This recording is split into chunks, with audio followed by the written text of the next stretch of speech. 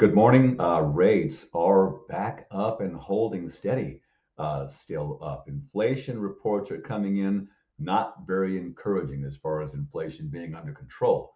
Powell said that in his most recent speech, that they're not satisfied with the progress on inflation. Some people are saying that they might not reduce the Fed funds rate until March of next year. So we'll see how these next few months play out. I personally think there's going to be some kind of an event that happens that kind of forces their hand, whether that is unemployment or something else in the economy kind of breaking. But sixes and sevens prior to buy down right now. Let's talk about buying before we sell. I have three bridge loan options. A bridge loan is a loan you get on the home you're going to sell before it sells, so you can have a big down payment, possibly cash, to make that offer non-contingent and to make it a strong purchase offer.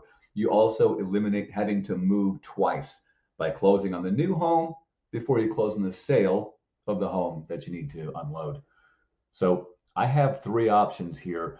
The first one is our in-house Prosperity Bridge. This can go up to 80% of the value of the property to be sold. I'll show you an example in just a moment. This connects to a conventional or jumbo loan. Remember, a jumbo loan is anything over 766,501 loan amount. Now, my broker channel, that's just more fun because it's more money. This can be up to 5 million with exceptions up to 10 million. It pays off the existing mortgage. There is no payment on this loan. The one that gets me is it's a minimum $500,000 loan amount. So I get caught in between these two options sometimes. But it's easy to figure out. I don't have to have an application. I can just pencil the thing, know where we're going, and present terms. The third one I have is a home equity line of credit. It's very fast. We close those within 1 week, typical HELOC terms. The cool thing about it is it's very fast, and the home cannot be for sale. So if they're thinking about doing it, let's get that done before the home goes onto the market. Two examples real quick. The in-house bridge in this example, the value of the home to be sold is 600,000. All liens against that property, including our bridge, must be less than 80% of the value of the home. So line two here, 80% of the home's current value is 480,000. Let's pretend they have a $300,000 current mortgage balance. That leaves from the 480, $180,000 of available bridge loan that we can pull out and use toward the down payment for the home to be purchased. Now, this one has a 6-month interest only monthly payment. We retain and hold on to the bridge loan funds. Those are not dispersed to the borrower at any time. We hold them. We use them as the down payment for the future loan. We send them to the title company when the purchase comes around. Our first payment on these is due the second calendar month after closing, kind of like a refi. So you have some time there, because the worry is I don't want to make two payments. The in-house bridge loan does have a payment connected to it. The key is all liens on the home to be sold are capped at that 80% of the value. So you can kind of pencil those out pretty quick. On the broker one, more fun, more money. I'm doing one right now. It looks like this. The value of the home to be sold is $1.9 million. Second line, 60% of that is $1.14 million. The borrower has a $500,000 current mortgage balance, so that yields about $640,000 in available bridge loan money.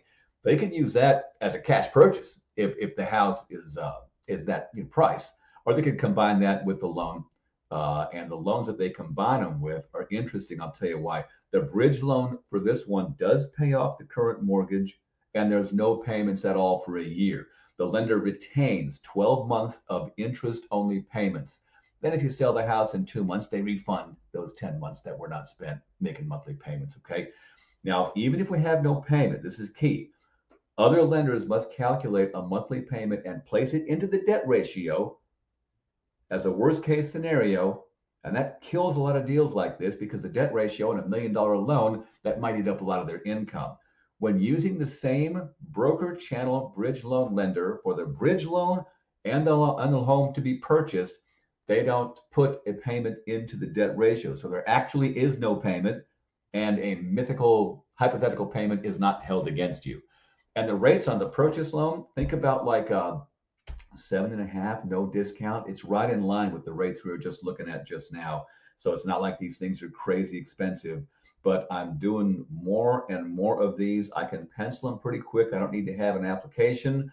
But once we see the value in these, being able to place a non-contingent offer with the bridge loan at lower or higher dollar amounts, it's kind of a one-stop shop for you. And that is what I have for you today. Thanks very much.